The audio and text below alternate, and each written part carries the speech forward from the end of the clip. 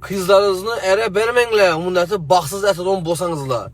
Sana hayatlarınız okşamadı, znaş beni kızınmam hayatı okşamasın diyen yeri yok. İltimas epkele, selveyen bellarınıza karab işetinle iltimas. Ferzent atan iki. Ata elimitini bert tutmanız size görüşürse mecbursla.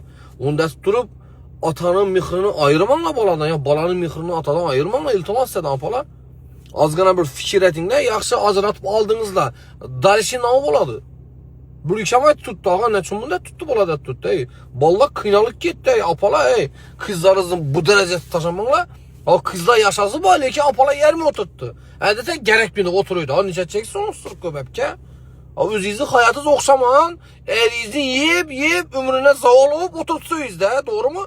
Şimdi bir yerde kızınızdan şunu edeceksiniz.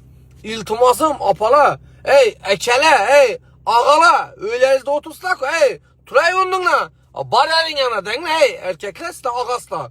O size bir azgına oylanınla erten bir gün senem öğlenesle keyin kızı geleyiz otura düşüyor da berber nişe senin görüşmesi olup gap çıkardı. Şu için iltimas ağala apalanı koyup durma yakşı ağala. Onunla tur üçe yepke. Hem bana sen getip bilemem lekin mihir bomuydu.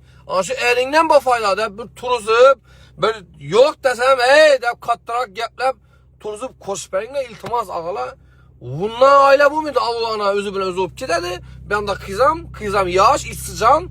Ben bir erkek haliydi, Allah'ım yaş, kız haliydi. Ortada yetim boladı, ben de sana köpek dedim. İltimasım şu. Apala, umni pasot etinle ben akıllıçılık et. Bir de geplesim, ben get duran yok. Lakin mecbur tutma şuna sen çıkarsan, ona telefonu başı tuttular. İltimasım şu apala, kızlarını yaraştırınla. Eri bilen bolsun, siz yanında hiç ne yok. Ağala, tulonunla.